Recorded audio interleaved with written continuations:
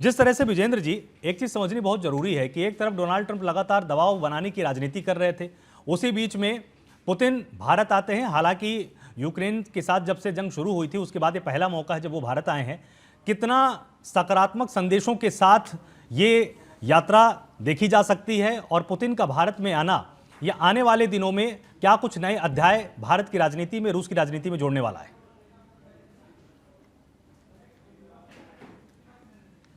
विजेंद्र जी, आप तक मेरी आवाज आ रही है? ठीक है, अभी हमारा उनसे संपर्क नहीं हो पा रहा है। भूषण दीवान जी मेरे साथ हैं। भूषण जी देखिए, अगर हम रक्षा के लिहाज से समझते हैं तो निश्चित तौर पर रूस का सहयोग हमारे साथ बहुत अहम हो जाता है, लेकिन अभी जरूरत के लिहाज से अगर हम देखें तो व्यापार भी भारत और रूस का बहुत ही अहम मुहाने पर खड़ा है। एक तरफ अमेरिका का दबाव है कि आप इससे कुछ मत खरीदिए, और एक तरफ रूस का सकारात्मक जवाब है कि हम भारत को समझते हैं और हम भारत के साथ हैं। कितना अहम हो जाता है राष्ट्रपति पुतिन का भारत में आना? बहुत अच्छा सवाल पूछा आपने आलोक जी। भारत अमेरिका को $80 बिलियन एक्सपोर्ट करता है और अमेरिका भारत को $40 बिलियन, मोटा मोटी। तो बैलेंस ऑफ ट्रेड भारत के फेवर में है $40 बिलियन का। हम कमा रहे हैं उनसे, तभी उन्होंने टैरिफ वगैरह लगाए, उससे थोड़ा कम हुआ है। जब भारत रूस की बात करते हैं तो जनाब, भारत रूस को कब $4-4.25 बिलियन एक्सपोर्ट करता है बस, और रूस से लेता है $60 बिलियन। तो सवाल ये है कि बैलेंस ऑफ ट्रेड जो है बहुत नेगेटिव है भारत के साथ। तो भारत के साथ कहते हैं $100 बिलियन हो जाए 2030 तक, पर सवाल ये है कि हम तो इतना ऑयल ले रहे हैं, हम चाहते हैं जो अमेरिका ने हमसे नहीं लिया है, हमसे टैरिफ की वजह से कमी आ रही है। तो हमारा टेक्सटाइल्स, हमारा फार्मास्यूटिकल्स, हमारे मशीनरी, हमारे और इलेक्ट्रॉनिक्स, ये चीजें हमसे लें। अगर आप रूस में जाएं कहीं भी तो पूरा मार्केट, पूरी दुकानें चीन के माल से पटा पड़ा है। तो बहुत स्कोप है भारत के लिए। अच्छा, सवाल ये उठता है, रूस और भारत जो होता है ट्रेड डॉलर में तो कर नहीं सकते। रूस के पास तो डॉलर बहुत कम है, हम भी रूस डॉलर में नहीं करते। तो ट्रेड होता है दिरहम में, ट्रेड होता है रूपी में, ट्रेड होता है युआन में। अब रूस क्या कहता है कि हम आपसे लें और हम तो आपके पास हम आपको बेचें तेल रुपए में, तो रुपए में बेचें तो उसको कहाँ खर्च करेंगे? अरे भाई, खर्च करोगे, हमसे लेंगे आप तो हमारा प्रगाढ़ता बढ़ेगी, इकोनॉमिक डेवलपमेंट बढ़ेगी। सवाल ये है, चीन और रूस तो ठीक है, दोस्त हैं, मित्र, पार्टनर हैं, ब्रिक्स के अंदर भारत भी पार्टनर है। तो कोई अपने पार्टनर को अपने से बहुत ऊंचा नहीं देखना चाहता है। और आज की स्थिति क्या है, रूस के लिए चीन जो है वो बहुत ऊंचा पार्टनर बन चुका है। तो उनको तो रूस को ठीक नहीं उसके रूस के लिए। तो रूस को चाहिए हमारे साथ ट्रेड बढ़ाए। अच्छा, डिफेंस का इक्विपमेंट अगर हम लेते हैं तो वो भी उनका आउटपुट बढ़ता है, ट्रेड बढ़ता है। और ट्रेड इटसेल्फ करने का काम अगर करता है रूस, करता है हमारे साथ, तो उनको जो रुपए में हमें दे रहे हैं तेल। बिल्कुल आलोक जी, देखिए आज का ऐतिहासिक दिन है जो 23rd समिट है इंडो रशियन, और उसके लिए पुतिन साहब आए हुए हैं। उनका पूरा देश बड़े खुले दिल से इस्तकबाल कर रहा है। और ये सच पूछिए तो किसी भी राष्ट्राध्यक्ष का इस प्रकार से देश की जनता स्वागत नहीं करती है। मोदी जी का स्वागत नहीं है, पूरे देश की जनता का स्वागत है। और इसकी शुरुआत हुई थी 1955 में। 19 दिन तक के लिए बुल्गानिन और क्रुश्चेव आए थे और जवाहरलाल नेहरू जी ने इसका स्वागत किया था।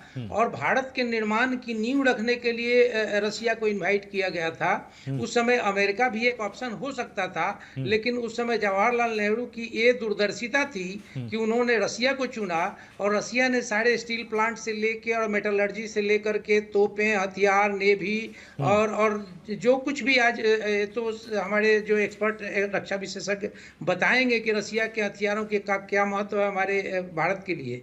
तो सारी चीज़ों के लिए किया गया। बीच में फिर दौर चला, अमेरिका से थोड़ी दूरी भी बढ़ी और इधर फिर आकर के चूंकि भारत की ज़रूरतें इस प्रकार की हैं कि केवल रशिया से पूरी नहीं हो सकती, तो अमेरिका को थोड़ा नज़दीक जाना पड़ा, अमेरिका के साथ व्यापार करना पड़ा। और अच्छी बात ये रही है कि अमेरिका के साथ हम व्यापार फायदे में हैं, क्योंकि 80 और 40 जैसे आपको अभी कोई साहब बता रहे थे, मैं नाम उस समय नहीं देख पाया कौन बोल रहे हैं, तो वो तो वहां पे हम फायदे में है अगर कमर्शियली बात करें, अगर व्यापार की बात करें तो। और यही चंक है हमारी रसिया के साथ। रसिया के साथ हम $60 बिलियन के लॉस में हैं, और रुपीस के रूप में हम उनके साथ व्यापार करते हैं। तो उनका जो कहना है कि इस रुपीस का क्या करें, तो जैसे वो चाइना के युआन का करते हैं वो चीज रुपीस के साथ भी कर सकते हैं, हमारे रुपयों से हमारी चीजों को खरीद सकते हैं। तो अभी बहुत सारे एक्सपर्ट ने ये एजेंडा भी है अब की बार कि व्यापार के मुद्दे पर ये बात होगी और हम अपने ट्रेड डेफिसिट को और कम करें रसिया के साथ। और जो तेल खरीदने का काम हुआ था और अमेरिका के दबाव में झुके नहीं मोदी जी, उसका भी बहुत बड़ा फायदा देश को मिला, क्योंकि वहां से तेल हमने सस्ते में खरीदा, उसे रिफाइन करके किसी और देश को बेचा, तो कहीं ना कहीं हमारी देश की इकोनॉमी मजबूत हुई। और आपने देखा कि इतने बड़े टैरिफ वार के बाद भी पिछले तिमाही में हमारी जो इकोनॉमिक ग्रोथ हुई है वो बहुत अच्छी गई है। तो कुल मिलाकर के इसको देखा जाए तो आर्थिक रूप से और सामरिक रूप से ये दौरा बड़ा महत्वपूर्ण है। और ऑपरेशन सिंदूर के सफल ऑपरेशन के बाद इसका और भी एक पोस्चरिंग भी ऑल ओवर वर्ल्ड में बन जाता है, क्योंकि कोई भी बड़ा नेता ऑपरेशन सिंदूर के बाद इस तरीके से आता है और उसका ग्रांड वेलकम होता है। और बनारस की घाट की छवि आपने दिखाई दी, बनारस के घाट पे किस तरीके से जबरदस्त तरीके से वहां पे दीपकों के साथ और हम लोग कर रहे हैं उनका स्वागत। तो ये सारा चीज है।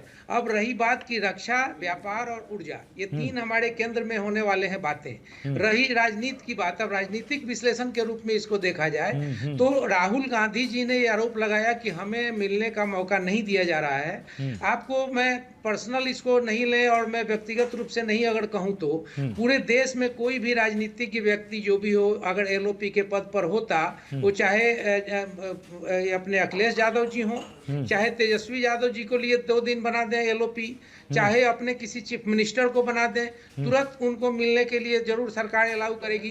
क्योंकि इनकी अपरिपक्वता, विदेशों में जाकर के और भारत की बेइज्जती कराना, इस प्रकार की बातों से कोई भी देश का नेता, कोई भी देश की सरकार डरती है कि ये 56-57 वर्षीय बच्चे जो हैं ये जाकर के वहां क्या हरकत कर दें, क्या बात बोल दें, बिना चाइनीज लोगों से जाकर के मिलना बिना किसी कारणवश, और चाइना के साथ जाके एग्रीमेंट साइन करना, ऐसे आरोप इन पे लगते रहे हैं। तो राहुल गांधी आज की तारीख में बिल्कुल अविश्वसनीय चेहरा है भारतवर्ष की मैक्सिमम जनता के बीच में। कुछ लोग समर्थक हो सकते हैं, तो मैं तो ये बोलूंगा कि उनका कोई चीफ मिनिस्टर अशोक गहलोत को मिला दें, अगर मल्लिकार्जुन खड़गे को बोले तो भी, क्योंकि वो भी एक सीजन लोग हैं, कांग्रेस के हुए हैं, तो क्या है।